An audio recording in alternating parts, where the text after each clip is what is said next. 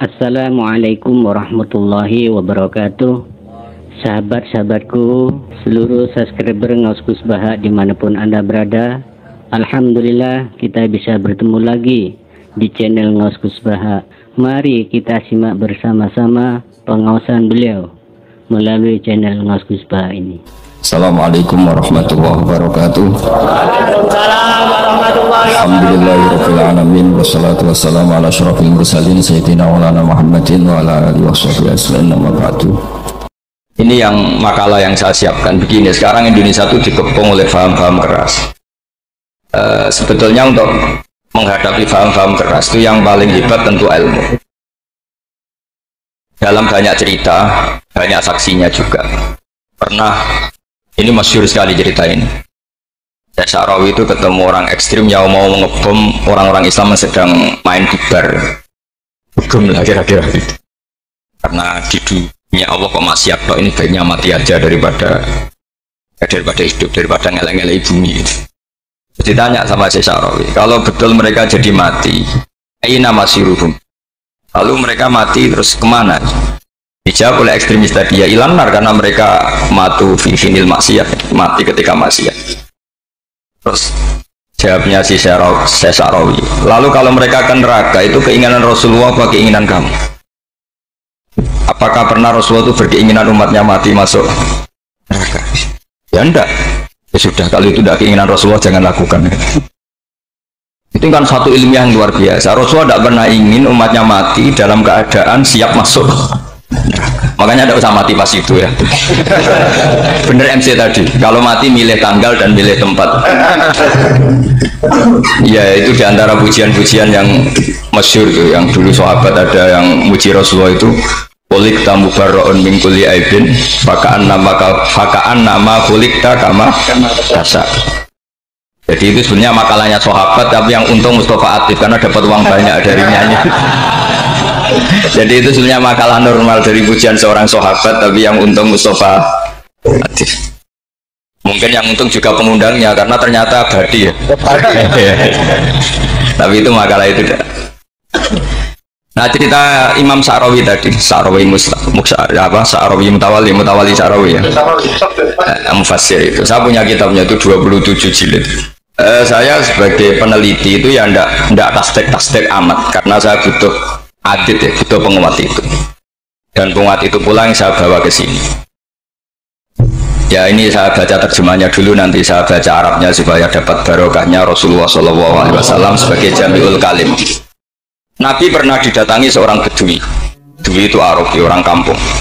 Minta sama Nabi, karena Nabi itu udah orang kaya, tentu kira-kira saya bayangkan ya dikasih 50.000 atau 10.000. Si Arabi ini tidak terima, dan tidak terima ngomong di depan umum. Ketika Rasulullah tanya, apa saya sudah baik sama kamu? Kata si Arabi tadi, tidak, karena kamu pikir hanya ngasih saya segini. Sahabat hampir marah saja karena Nabi tersinggung gitu. Tapi Nabi lalu mengajak orang itu ke dalam rumah. Kira-kira kalau Indonesia mungkin ditambah 200.000 atau 300.000. Kemudian, apa ini cukup? Ya cukup. Kamu sudah puas? Ya puas. Fajazakallahu min ahlin wa asyiratin. Dipuji-puji Nabi. Kemudian kata Rasulullah, ayo kita keluar. Keluar nemuin khalayak begini. Kayak rame. Kamu tadi mengkritik saya, menghujat saya di depan umum. Maka kamu sekarang harus memuji saya di depan umum supaya clear. Akhirnya mau dia, oke kita mau. Akhirnya muji-muji bahwa Muhammad orang baik, dermawan gini. Lalu itu dia pulang. Hebatnya Rasulullah ketika pulang, kata Nabi begini, sabda Nabi gini, kalau saja dia pas benci saya itu kok mati. Saya ulang lagi, kalau saja dia pas komentari saya buruk tadi kok mati, maka dia mati sebagai min ahlin nar, karena berstatus pencaci maki Nabi. Akhirnya dia muji Nabi itu lewat disuap, lewat dikasih uang lagi. Loh, itu sudah sah. Jadi saking baiknya Allah, Islam suapan itu juga sah. Itu kan muji Nabi itu karena di suap. Makanya ini penting. Sehingga dalam khazanah Islam itu memang agak aneh-aneh. Jadi di antara ceritanya dalam hukum-hukum Islam itu ada orang fasiknya minta ampun tapi minta karena iman sama hadis bahwa nanti kalau ada orang mati disaksikan orang dua apalagi kalau 4 min ahli jannah maka dia min ahli jannah. Dia fasiknya minta ampun nyewa orang nanti kalau saya mati bilang saya orang baik. Betul, setelah dia mati bayar. Ini baik.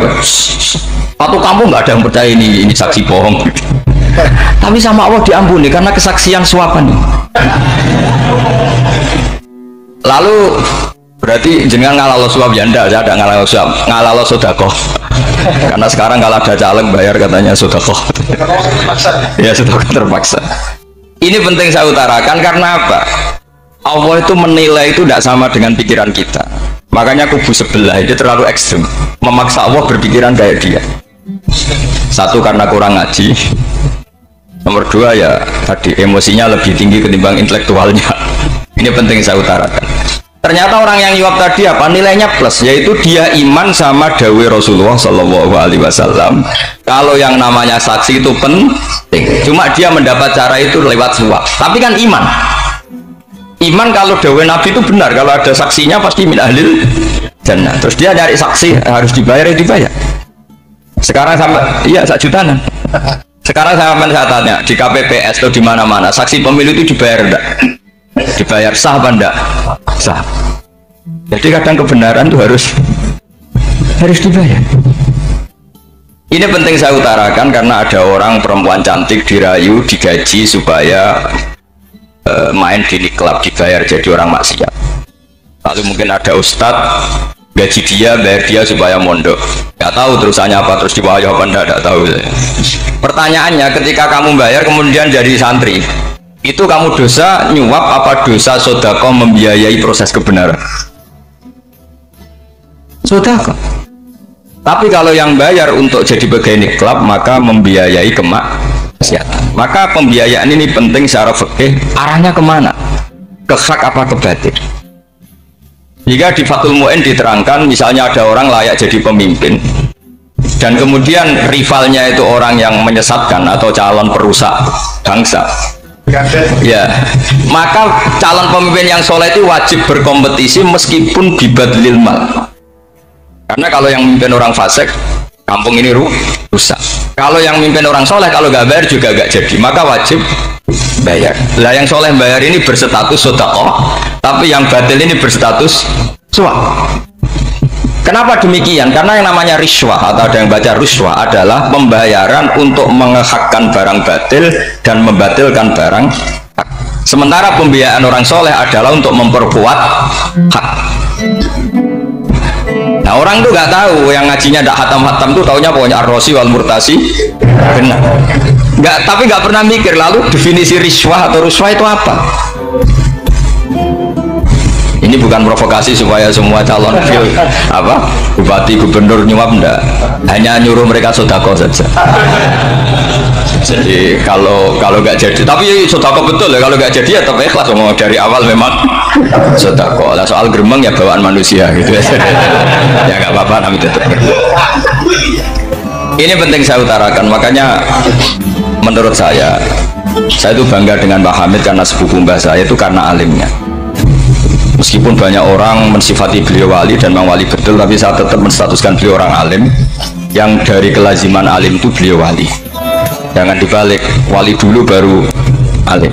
Karena dalam beliau orang Lasem dan kaidah di Lasem itu fakullu alimin waliyullah walaysa kullu waliyillah aliman. Jadi kalau kaidah di daerah Jawa Tengah itu semua orang alim pasti wali, tapi kalau wali tidak mesti alim. Sehingga kalau menstatuskan alim itu keren, kalau di Jawa Tengah status alim itu keren. Dan soal keramat yang kaitannya dengan Mbah Mun itu masyhur itu dulu ketika Mbah Hamid santai-santai sama Pak D. Taifur sama keluarga lah. Beliau mau istirahat, kemudian yang datang Kiai Maimun, Mbah Mun zaman itu masih dipanggil Gus. Apa pur ada Pak Taifur di situ, kata Pak D. Taifur, kalau manggil Pak D itu Gus Mun. Dan itu Mbah Hamid ngendikan rojulun alim wali, ada Pak Taifur orang lelaki yang alim yang wali. Di beliau muji Mbah Mun juga alimun dulu, rojulun alimun wali. Ini penting saya utarakan karena kesanatan keilmuan beliau jelas dari beberapa keluarga di Lasem. karena di daerah Makhriyah itu yang tempat lahirnya Pak Hamid juga lahirnya Mbah saya itu babanya sudah orang alim, termasuk Kiai Sidik Jember itu juga lahirnya di kawasan pondoknya Pak Hamid Makhriyah. Dan Kiai Sidik punya anak yang namanya Ahmad Sidik yang jadi apa?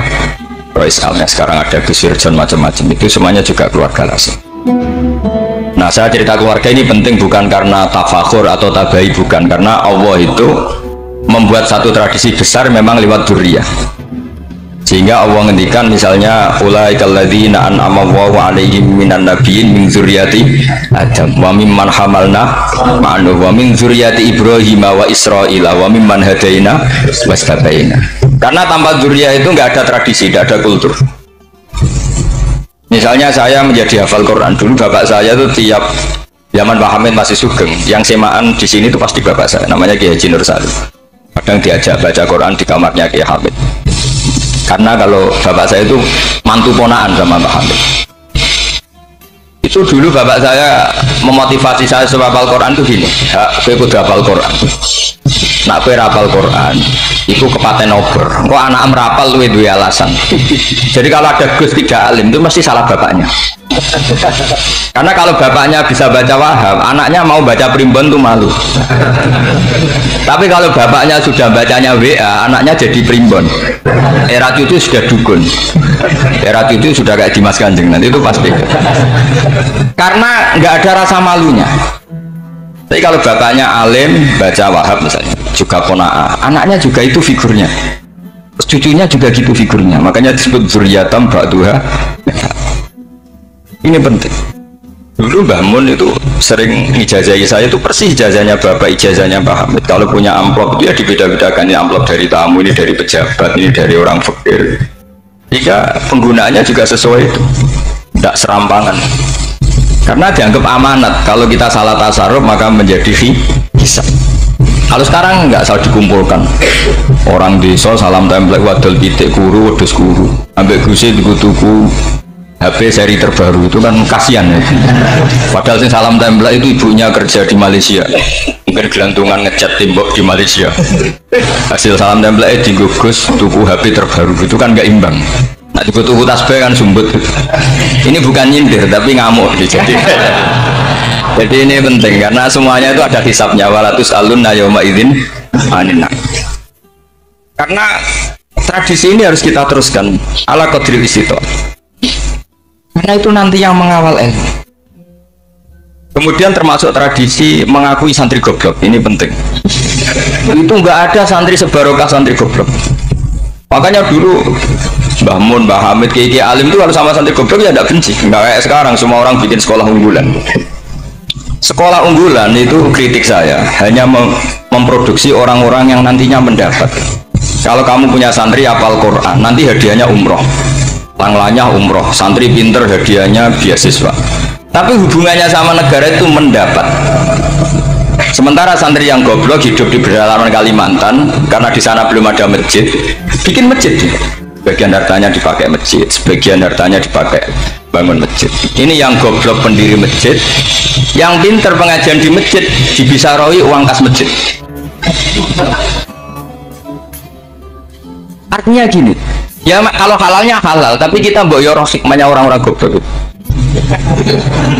Supaya kita tetap ngaji Rabbana ma khalaqta hadza batila. Semua ini ada gunanya. Subhanaka ma khalaqta. Jadi semua ini ada gunanya. Maka bagi santri-santri yang goblok, tolong nanti saya difatihai karena saya ini pembela Anda. Lo yang ngomong biar saya karena saya terkenal santri pinter. Kalau yang ngomong sampean goblok kan nggak ada yang percaya. Oh, padune foto gobloknya kan gitu. Yang ngomong harus saya. Saya itu niru Rasulullah Shallallahu Alaihi Wasallam. Nabi itu kalau ada santri serabakat pinter itu diwaris sak surat usung nang mulai pinter. Banyak itu. Balihu ani walau ayah, ada sahabat ngaji hanya diajari idza zulzilatil ardu, sudah kamu pulang, sudah pinter. Karena betul. Sekarang coba diangan-angan, ada santri alim alamah, mungkin bakasnya furu'iyah, gimana hukumnya Jumatan jumlahnya itu 40 kurang atau 40 pas imam. Kemudian ada yang batal satu, hukumnya gimana? Dia mikir furu'iyah. Sementara yang goblok, dia di desa tertinggal gak ada masjid, piye caranya dia masjid?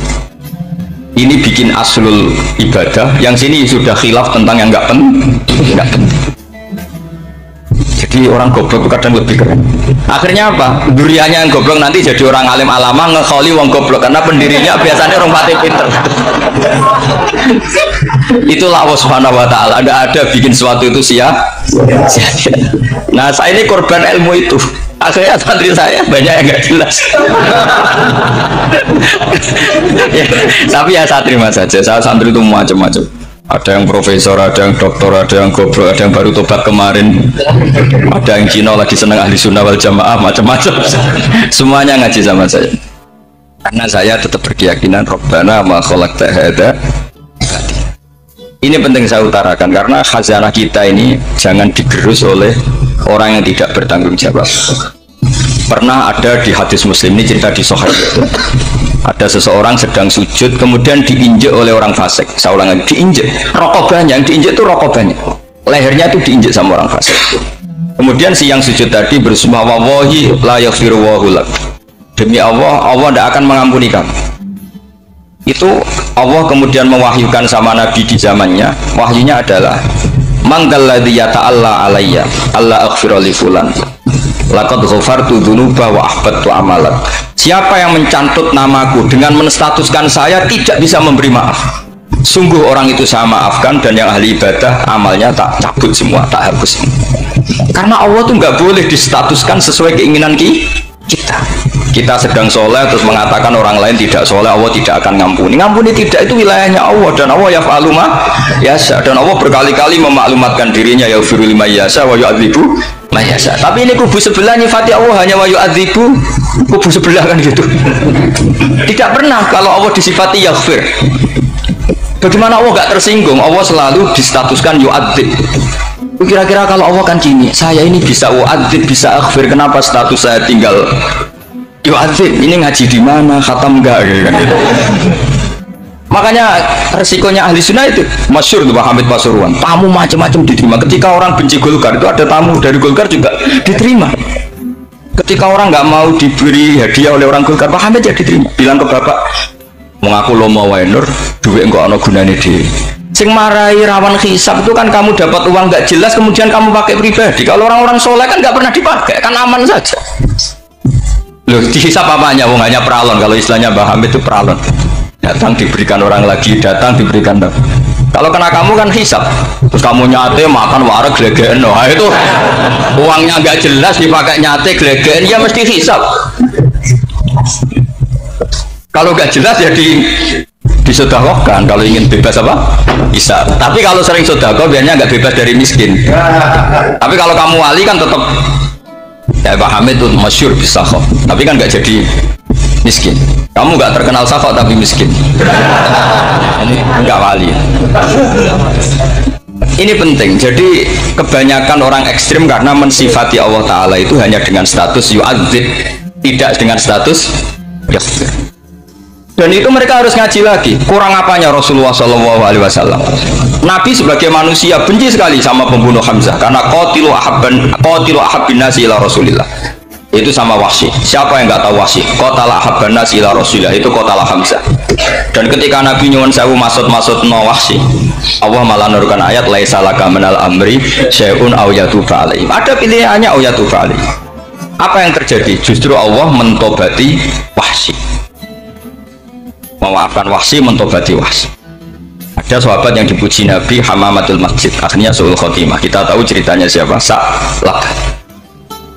Makanya kata Mbah Mun sering cerita ke saya, banyak orang darani saya itu tidak jelas, kata Mbah Mun, karena saya sama siapa saja baik, sehingga banyak yang nuduh saya itu tidak jelas. Kata beliau, ulama paling jelas ya saya ini, karena masih orisinil, kata beliau. Tapi pakai bahasa Jawa, karena tadi Mbak Idris bilang ada yang MA ya, Madura asli tadi, makanya saya terpaksa bahasa Indonesia.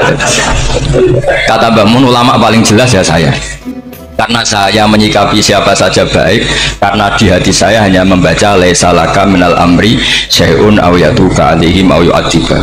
Kenapa kamu vonis si buruk? Bisa saja nanti baik. Yang sedang baik bisa saja nanti bu.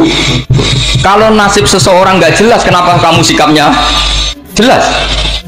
Nah, ini orang-orang nggak ngaji itu memaksa orang lain jelas. Ini kubu sebelah pasti salah, ini pasti benar. Oh manusia kok dipasti-pastikan gimana? Kita ini tidak nabi. Kalau nabi maksum pasti benar. Kalau sampean apa? Maksum bisa. Maksum bisa. Jadi ketidakjelasan para ulama ini berdasar konstitusi tadi bahwa itu wilayahnya Allah. Ini penting saya utarakan. Jadi penting sekali. Jadi orang yang sedang fasik sekarang bisa saja nanti tobat. Yang sedang sekarang soleh bisa saja nanti masalah. Jika Rasulullah tetap mengajarkan ya muqallibal qulub tsabbit qalbi ala dinik. Jadi kalau ngaji itu khatam. Khatam itu begini misalnya ya. Saya pernah ngaji Ihya, belajar Ihya khatam. Bahkan saya punya takrirannya berdasar kitab Ithaf, sarahnya Ihya. Kalau ingin tahu sanadnya sarah Ihya ya misalnya Gus Idris ini Idris ngaji Mbah Hamid Pasuruan, ngaji Mbah Dimyati. Mbah Dimyati ini ngaji sama kakaknya Kiai Mahfud Termas. Kiai Mahfud ngaji sama abahnya Kiai Abdullah. Kiai Abdullah ngaji sama abahnya Kiai Abdul Manan. Kiai Abdul Manan ini mulazim terhadap Sayyid Murtado Az-Zabidi. Jadi kalau santri Salafiyah Sadisa ya kira-kira sampean itu dari pengarang Ithaf itu baru tokoh berapa? Sabiyah, masih keren. Turun itu.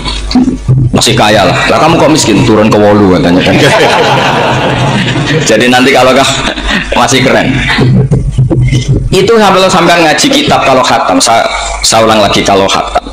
Itu memang ada bab-bab di mana ulama itu harus tegas, harus tafriq bainal haqqi wa bainal batil. Oke, itu bagus. Mana yang hak, mana yang batil kita bedakan. Di bab itu bagus. Tapi kalau nanti kamu ngaji bab tawadhu, lihat di Bidayatul Hidayah atau di semua kitab tasawuf bab tawadhu itu, kalau melihat kamu orang kafir, kamu melihat orang apa? Kafir. Ini aso ma'akufri, ini maksiat wajar dia kafir. Saya ini muslim kok maksiat. Fadam bi akbah, maka dosa saya lebih buruk. Melihat orang tua, mesti ada aksaru ibadatan. Ini lebih tua, berarti ibadahnya lebih banyak. Nanti kalau melihat anak kecil, ada azharu min disinnan, pasti maksiatnya banyak saya. Jika terus evaluasi gitu, sehingga nggak pernah takabur. Misalnya di sini, saya ini kan gayanya keren, duduk di atas sampai di bawah. Gayanya tok, hakikatnya sampai lebih sombong karena memerintahkan saya. Jadi panitianya itu, makanya saya merasa tawadhu saja meskipun berdiri. Karena hakikat saya ini makmur, diperintah. Panitia ini, penyelenggara ini amir, pemerintah. Kira-kira sombong mana? Itu sekali saya tidak memaafkan, finnar itu.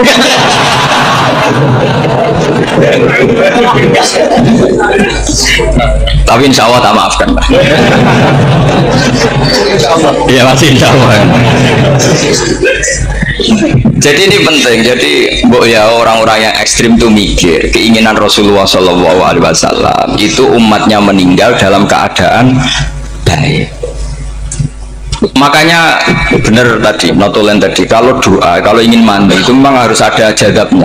Tapi yang asli loh ya, jangan gaya-gayanan. Ya asli betul loh, yang nggak khilaf memang asli. Itu ada seorang wali doa di depan Nabi itu begini, ya Allah saya harus jadi orang soleh. Allah diharuskan itu kan nggak sopan ya. Ya Allah saya ini harus jadi orang soleh. Kenapa? Sekali saya soleh maka surroh habibu, yang senang kekasihmu. Sekali saya fasik maka yang senang musuhmu, yaitu iblis. Tinggal jenengan milih mana, nyenangkan kekasihmu apa nyenangkan musuhmu. Akhirnya ada balahu, ya sudah soleh aja soleh, ini kok doa kok neror orang ini. Jadi ya Allah saya harus jadi orang soleh. Kalau saya jadi orang soleh, surroh habibu, yang senang kekasihmu. Kalau saya jadi orang fasik, yang senang musuhmu. Sedangkan tinggal milih saja, menyenangkan kekasihmu apa menyenangkan musuhmu. Kira-kira Allah senang mana? Senang menyenangkan. Wah itu doa paling mustajab. Tapi syaratnya harus anti bikolbin dan dari ijazah nggak mandi, itu ijazah nggak mandi. Maka ini tidak saya ijazahkan. Nanti kalau kamu ngalami isak sendiri, ngalami wujdi sendiri, terus ngalami itu, insya Allah makbul. Ini mau gaya-gayanan copy paste nggak diterima. Jadi wali-wali dulu itu kalau berdoa itu sederhana, tapi dari hati yang paling dalam. Makanya Nabi Musa itu terkenal, orang paling seenaknya sendiri dan Nabi Musa hubungannya dengan Allah. Tapi sama Allah dimaafkan karena orisinil, tidak bikin-bikin. Rasulullah juga itu, kalau sudah marah itu doanya gitu. Cuma celakanya ditiru Nira Warisman dulu. Nabi itu ketika perang Badar itu jelas kalah, nggak mungkin menang, sudah jelas kalah. Nabi hanya 313 orang kafir, 1000 dengan perlengkapan apa? Sudah lengkap semua. Setelah perang dilihat itu jelas kalah. Seri awal yang memang kalah betul. Doanya Nabi apa? Allahumma intuhlik hadil isobah lam tu'bad badal ya. Mun Gusti silahkan bikin kalah, tapi ra ono sing roh nak jenengan pangeran. Mun lairan jenengan dadi pangeran, ora ono sing roh. Enggak ada ibadah. Intuhlik hadil isobah lam tu'bad badal ya. Kalau engkau menghancurkan kelompok saya ini, jenengan sebagai Tuhan tidak ada yang nyembah lagi, karena yang nyembah tinggal kelompok kita. Tapi yang ngendikan Nabi, kalau kamu niru tidak bisa. Gak bisa kamu doa, ya Allah saya ini santri salafiyah, kalau saya bodoh menjadi presiden buruk terhadap alumni salafiyah. Gak apa-apa sekali-kali doa gitu. Tapi kata Allah lainnya masih banyak.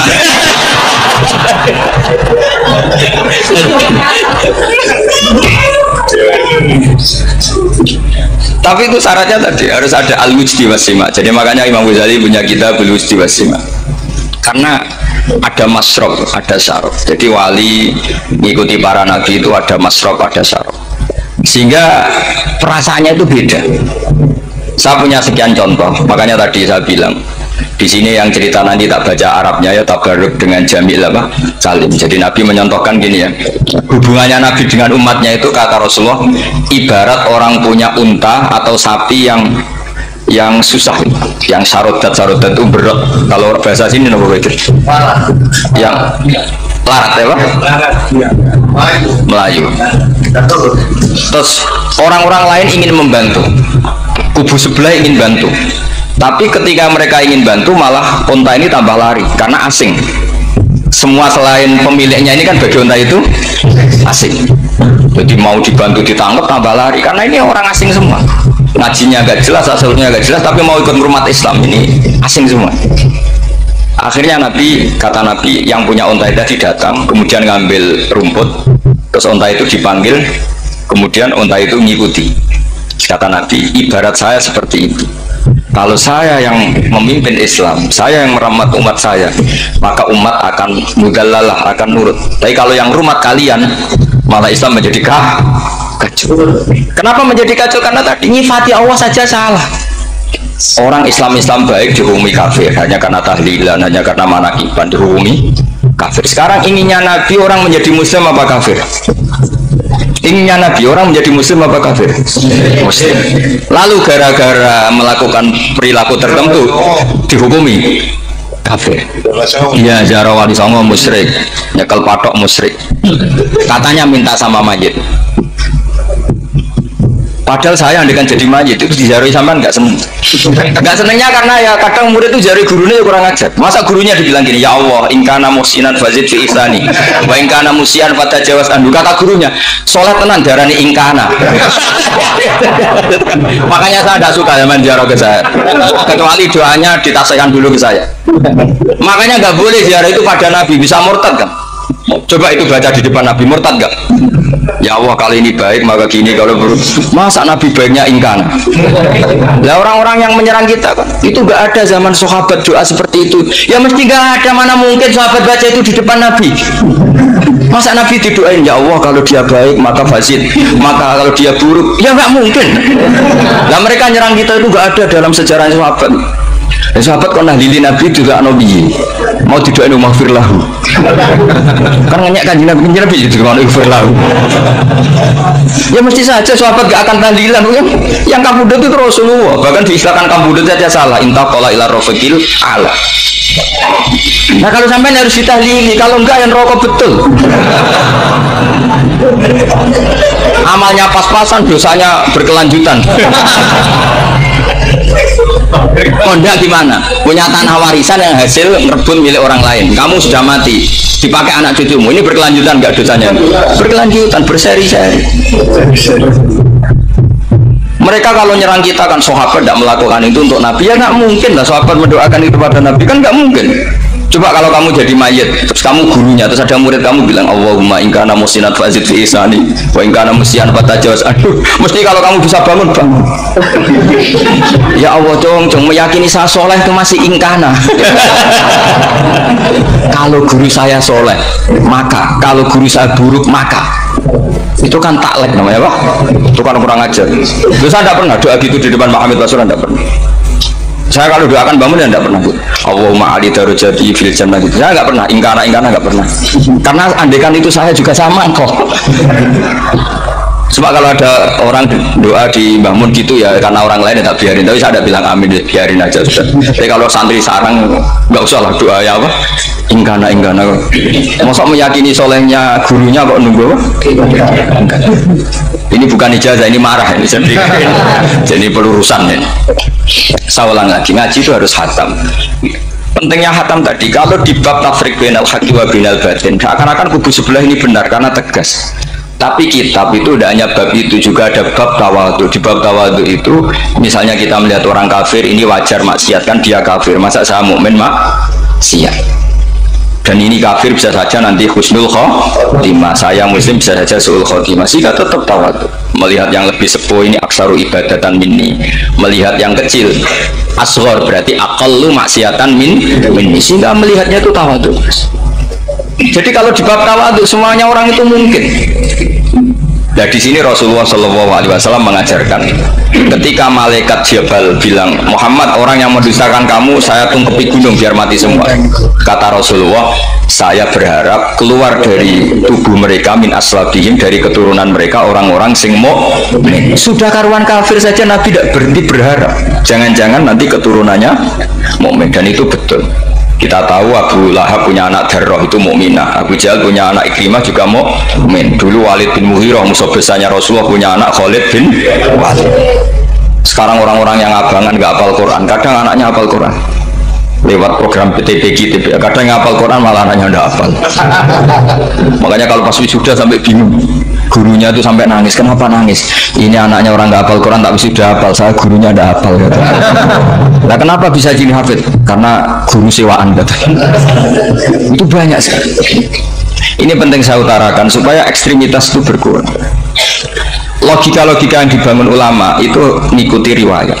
Agama itu ngikuti riwayat, bukan sekedar akal. Saya punya contoh ketika kitab Ihya menutup kitabnya, yaitu Imam Ghazali. Itu ada dua orang, ini di akhir kitab Rojak dan dipakai nutup kitab Ihya sebagai rojaknya Imam Ghazali. Ada dua orang min ahli nar dipanggil sama Allah. Ini sekaligus ijazah, kali ini ijazah betul. Yang dipanggil di ke surga itu masih muqayyad dan biangkalil jahim, masih muqayyad, masih dibelenggu sama atribut neraka. Sama Allah ditanya, dia jong kabarin rokok, wah syarromaka dan gustimun rokok jenang takok, sekarang raina aja. Terus kata Allah, ya sudah kamu kembali ke sana karena kamu memang orang fasik. Itu lari, semangat mau ke neraka. Ini ijazah. Semangat disuruh kembali ke neraka itu semangat lari. Allah tanya, loh dong kenapa kamu semangat? Ya Allah, saya ini sudah kapok. Dulu ketika di dunia kamu perintah, engkau perintah saya tidak semangat. Maka kali ini jenengan perintah saya semangat. Karena saya sudah kapok. Setiap engkau perintah saya ada lari semangat ke neraka. Nah barokahnya semangat masuk neraka ini, kata Allah, ya sudah kamu di surga saja. Maka ijazah nanti kalau ada pengumuman silahkan masuk neraka, kamu harus lari sekencang-kencang. Karena itu perintah Allah apa? Yang ketika kita di dunia kalau diperintah males-malesan. Kalau kamu diperintah sholat subuh jamaah kan males-malesan. Dan itu menjadi kita masuk neraka. Sebagai kafarah itu ya Allah, karena ini perintah engkau, saya tidak males-malesan lagi. Wes membalikin rokok, lari semangat. Allah akhirnya harus dimaafkan. Panggil lagi, sudah di surga saja. Barokahnya semangat masuk neraka. Nah, ini ijazah ini. Ya diterima ya. Kok enggak semangat terima ya. Yang kedua enggak. Sudah kamu kembali ke neraka, pelengahan gitu. Enggak semangat. Allah dilihat terus enggak semangat. Kenapa kamu toleh-toleh ya Allah? Saya tidak pernah ngira ketika engkau manggil saya ke surga, kemudian engkau kembalikan lagi ke neraka. Ya sudah di surga saja, barokahnya husnudzon. Jadi ini ijazah, kamu milih dua itu, milih yang mana terserah. Artinya apa? Logika kamu itu tidak mesti masuk apa yang dilakukan oleh Allah Subhanahu wa Ta'ala. Itu logika kamu kan tidak masuk, tapi Allah ya fa'alu ma yasha. Ini penting saya utarakan. Nah tapi orang-orang ekstrim itu maunya nyifati Allah dengan status yu'adzim, yantakim, jabbar, qahar. Sifatnya Allah Ta'ala itu 99, kenapa apa kamu hanya satu? Jadi tetap saja menghadapi fenomena seperti ini tetap laisa laka minal amri syai'un aw yatuba alaihim aw yu'adzib. Sehingga setahu saya Mbah Mun, Mbah Hamid Pasuruan, guru-guru kita, habaib yang alim-alim itu melihat tamu macam-macam ya dilayani semua. Karena ini ngadepi fenomena sosial yang semuanya tidak jelas. Kalau nggak jelas apa? Ya kita bisanya berharap karena afdalul ibadah itu intidharul farad. Kalau belum Islam sekarang kita harapkan nanti. Kalau bapaknya enggak kita harapkan anaknya. Kalau anaknya belum kita harapkan cucunya. Karena agama ini limangka nayarjuwo hawal yaumal akhir. Agama ini bagi yang terus berpengharapan, bukan bagi yang putus asa. Ini penting saya utarakan. Jadi apalagi Allah sudah punya rencana tadi, yang goblok-goblok di pedalaman Dayak bikin masjid, yang pintar-pintar ramen lomba untuk sangu, untuk umroh. Kira-kira memberi sama mendapat pahalanya keren mana? Memberi. Tapi tidak usah jadi goblok tidak usah direncanakan, sudah terjadi. Jadi makanya saya bela karena sudah terjadi itu, tapi tidak usah direncanakan. Nanti terus wah goblok aja cara Gus Bak gak apa-apa ndak. Sudah kadung ini cuma kita itu iman ya. Jadi karena yang pinter itu yang jumlahnya tidak banyak. Ini kita bully saja. Karena kamu bully pun tetap mulia kan orang pinter ini. Tapi kalau orang goblok nggak dibela habis dia. Yang pinter buat dikritik kayak apa kan tetap mulia kan. Lah yang muji sudah banyak saya ngeritik saja lah. Ini tidak akan jatuh. Tapi yang goblok ini kan nggak ada yang bela. Saya sebagai umatnya Rasulullah, pecinta umat Rasulullah tak bela, tenang saja. Ada hikmahnya apa? Hikmahnya orang goblok. Betul loh, saya itu sering ketemu dokter, ketemu profesor tuh nangis. Tak tanya kenapa nangis. Bapak saya itu petani, saya di Jogja sampai jadi dekan, jadi rektor. Tapi saya sekarang rektor, anak saya sekedar SMP naik itu sudah senang. Nggak dengar kabar ketangkep BNN sudah senang. Padahal saya ini ahli metodologi. Ternyata pinter bapak saya. Karena bapaknya tadi hanya petani bisa menjadikan anaknya profesor. Tapi profesor tidak mesti bisa jadi. Anak saya naik SMP aja sudah senang. Karena Allah ingin membuktikan pinter kamu itu tidak ada artinya di depan iradatullah. Di depan apa? Iradatullah. Supaya orang tunduk. Lu coba yang jadi ulama tabi'in itu rata-rata abnaul mawali. Anaknya beda atau yang dimerdekakan. Karena Allah seperti itu. Ada yang tokoh yang tadi zuriyatam ba'duham, itu harus kita jaga. Saya termasuk orang yang ditakdir punya mbah-mbah alim, itu juga harus dijaga. Yang enggak alim peluangnya masih banyak.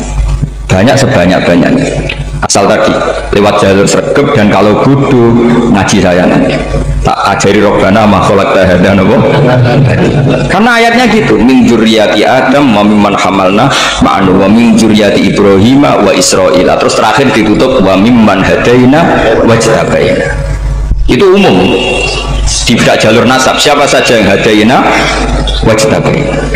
Ini penting saya utarakan, jadi ini sebagai penutup tak baca teks Arabnya supaya kita dapat barokah jami'ul kalim, karena sebarokah-barokahnya bahasa Jawa atau bahasa Indonesia masih barokah bahasa Arab.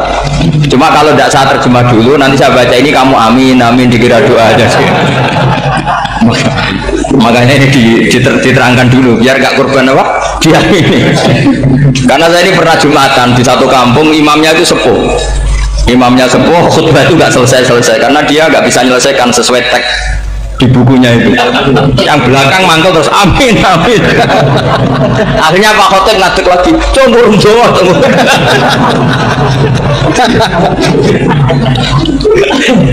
Ini masih teks Arab, yang belakang sudah apa? Amin amin. Ya saya baca. Yang disemak. Bismillahirrahmanirrahim. Waruya anak Arabian ja'ahu yatlubu min husay'an fa'atahu sumaqala ahsantu ilaika. Dikasih sesuatu ya tadi saya contohkan, misalnya dikasih hanya 10.000. Qala al-arabiyullah wala ajmalta, kamu ya belum berbuat baik. Faghadibal muslimu wa qamu ilaihi. Orang-orang Islam marah besar karena Nabi dikomentari la ajmalta, kamu tidak orang baik. Fa'asyara ilaihim an kufu, kata Nabi jangan kamu pukulin. Kalau di Madura sudah tuntas tuh kena celurit itu kalau. Sumakomat kalau di MA tadi ya, di Madura asli tadi ya. Sudah tuntas. Sumakoma wadakhola manzilahu. Setelah itu terus arsala ilahi sallallahu alaihi wasallam wa zadahu syai'an. Kemudian Nabi menyuruh dia, ayo masuk rumah terus ditambahi. Faqala ahsantu ilaika qala na'am fajazakallahu min ahlin wa asyiratin khairan. Setelah ditambah banyak sama Nabi, saya sudah baik sama kamu. Wah, baik kalau sekarang baik. Itu mengatakan baik karena ditambah uang loh. Bukan karena dari nuraninya, karena ditambah uang, ditambah duit. Amplopane ditambahin. Faqala lahu Nabi sallallahu alaihi wasallam, innaka qulta ma qulta wa fi nafsi ashabi min dzalika syai'un. Fa in ahbabta faqul baina aydihim ma qultu baik. Ma qulta baina yadayya hatta yadhaba ma fi sadrihim alaika. Kamu tadi ngomong dan menjadikan sahabat saya tersinggung. Coba sekarang klarifikasi supaya mereka clear, apa? Itu menunjukkan klarifikasi itu termasuk wataknya Rasulullah Shallallahu Alaihi Wasallam. Tadi kamu menyinggung saya di depan umum, maka sekarang kamu muji saya juga harus di depan umum supaya clear, supaya mereka tidak punya perasaan macam-macam. Sudah akhirnya qala na'am falamma kana al-ghadu awil asyu ja'a faqala sallallahu alaihi wasallam inna hadzal arabiyya qala ma qala fazidnahu fazama'nahu radiya kadzalik qala na'am fajazakallahu min ahlin wa asyiratin khairan. Faqala Nabi sallallahu alaihi wasallam, ini penting ya bagi semua dai, bagi semua ustaz. Masali wa masalu hada masalu rajulin lahu naqatun syaraddat alaihi fattaba an-nas wa fa'atba an-nas falam yaziduha illa nufuran fanadahum sahibuha khallu baini wa baina naqati fa inni arfaqu biha minkum. Jadi namanya unta, sapi atau kuda itu lebih terbiasa sama pemiliknya, sama orang lain, sama pemiliknya. Kalau orang lain ikut mantu ketika berat malah tambahlah lari. Sama kiai sama umat itu, kalau kiai kan punya syafaqah sama umat, maka ininya umatnya dimaafkan. Tapi kalau kubu sebelah ininya mengkafirkan, mendosakan, membid'ahkan, nah, itu bisa diharap nggak umat mau kembali, malah lari. Makanya saya pernah ngalami ini serius. Ada orang tukang ngafir-ngafir wong NU gitu. Di majlis, satu majlis dengan saya. Singkat cerita semua NU pinter. Waya jamaah zuhur itu waya sholat. Ayo jamaah, aku gak sholat. Kenapa? Kafir sholat bareng. Gak wajib mengkafir sholat. Tidak ada usah kafir, sholat saja. Mereka itu kan omongannya ta'arud, mengkafirkan kita tapi mewajibkan kita sholat. Sholat wajib gak bagi orang kafir? Gak wajib. Berani gak mereka mengatakan yang dikafirkan gak perlu sholat karena sudah kafir? Berani nggak kira-kira? Nggak berani. Jadi omongan mereka itu paradoks semua. Karena memang nggak pernah ngaji. Nggak pernah apa? Nggak pernah ngaji. Ngajinya betul-betul. Nggak pernah khatam tadi. Ya, jadi kata Rasulullah, fa inni arfaqu biha minkum wa a'lam fatawajjaha baina yadiha fa akhadha minkum mil ardi faradda hatta ja'at wastanakhat wa shadda 'aliya rahlaha wastawa 'aliya wa inni law taraktukum kaqaulihi. Terus ya sudah seperti itu. Faradda hatta ja'at wa shadda 'aliya rahlaha wastawa 'aliya wa inni law taraktukum. Terus itu walhasil itu terusannya hadis itu, kalau saya membiarkan dia dengan keyakinannya tadi mengkritik saya dan dia mati maka dakhalan. Jadi intinya gini, senang Nabi dibayar itu sah. Senang Nabi dibayar itu sah. Senang Nabi dibayar itu sah. Jadi ya kalau ada maulid terus kiainya ngasih makan-makan terus menjadi senang Nabi karena ada Bukharinya, itu juga sah. Ono zaitune sah. Terus kiainya senang karena untuk amplop juga sah. Jadi ini sudah ini sama-sama sah. Karena untuk kebaikan selalu sah. Ya, jadi ini jelas ya, jadi riwayat ini jelas. Kemudian riwayat yang ada di kitab Bukhari ketika Rasulullah didustakan, dibully. Ini wa ana mahmum ala wajhi falam asfafik illa wa ana biqarni sa'alib, yang di bawah garis itu ada yang di Bukhari. Farafatu rasi fa idzan ana bi sahabatin qad adallatni fa nadartu fa idzan fiha jibril fa nadani faqal inna wa qad sami'a qala qaumika laka wa maraddu 'alaika wa qad basa ilaika malakal jibal ta'muruhu bima syi'ta fihim fa nadani malakul jibal fa sallama 'alaihi thumma qala ya Muhammad fa qala dzalik bima syi'ta in syi'ta an utbiqa alim al-akhsaban fa qala Nabi sallallahu alaihi wasallam bal arju ayyukhrijallahu min aslabihim ma ya'budu wa wahdah la yusyriku bihi syai'an. Jadi Nabi menghadapi yang sedang kafir saja nggak putus asa, bisa saja mereka nanti melahirkan anak-anak yang Islam.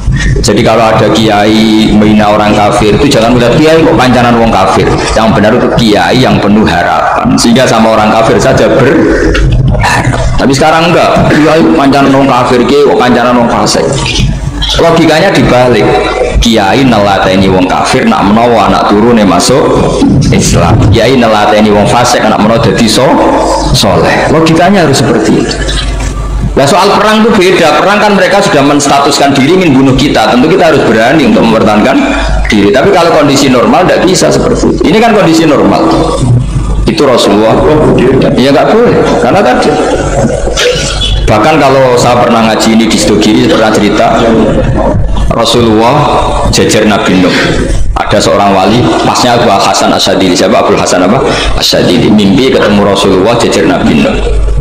Kemudian Nabi Nuh itu digojok sama Rasulullah. Kamu pernah masukkan kaum kamu, bisa saja fi aslabihim atau fi zuhurihim ada nasamatan sing tu'minu billah. Sekarang misalnya begini ya, ini orang kafir. Di sini tuh ada gen yang ribuan ila yaumil qiyamah. Terus bisa saja gen-gen yang sekarang masih di zuhurihim, karena kalau apa gen di lelaki diistilahkan fi zuhurihim, ini saja nasamatan tu'min. Nasama yang nanti mukmin. Kalau dia mati kan berarti kamu membunuh calon orang mukmin berikutnya. Jadi, tapi ya sama. Tapi kalau kamu bilang dibiarkan, bisa saja ini ada nasama sing calon kafir. Berarti kamu membiarkan kekafir. Nah, di sini hebatnya Allah. Allah bikin Nabi Nuh mewakili istihad potensi kekafiran berlanjut, sehingga beliau bilang wala yalidu ila fajiram kafarom. Paham ya kan? Rabbil tazar alal ardi minal kafirina dayara innaka intadzarhum yudillu ibadaka wala yalidu ila fajiram kafar. Logika itu terwakili oleh Nabi Nuh. Logika bisa saja ini ada nasamatan untuk minubillah, itu terwakili oleh Rasulullah. Bal arju ayyukhrijawahu min aslabihim may ya'budullaha wa la yusyriku bihi syai'an. Kayak apa untungnya kita jadi umat Rasulullah sallallahu alaihi wasallam? Masalahnya Nabi Nuh gak Nabi Nuh, Nabi Muhammad. Jadi kira-kira istiadat kamu ikut Nabi siapa? Kalau main hantam ya ikut Nabi Nuh.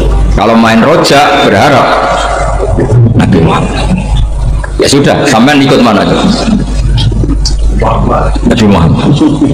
Ini penting saya utarakan supaya apa-apa itu terukur lewat ilmu. Ya pokoknya istilah kayak Wali Songo yang tercerminkan sampai ke kita kayak Mbah Hamid, karena Mbah Hamid ini sanadnya secara gen sampai Sunan Bonang, di silsilah itu sampai Sunan Bonang. Saya punya catatan nasabnya Mbah Hamid Pasuruan sampai Sunan Bonang, ditulis Mbah Khim itu ya, pas 40 harinya Mbah Hamid itu silsilah itu. Saya kira demikian, saya mohon maaf atas kesalahan. Assalamualaikum warahmatullahi wabarakatuh. Sahabat Ngaus Gus Baha dimanapun Anda berada, alhamdulillah telah kita ikuti bersama pengausan beliau Gus Baha. Semoga apa yang beliau sampaikan menambah ilmu yang bermanfaat bagi kita semua. Amin.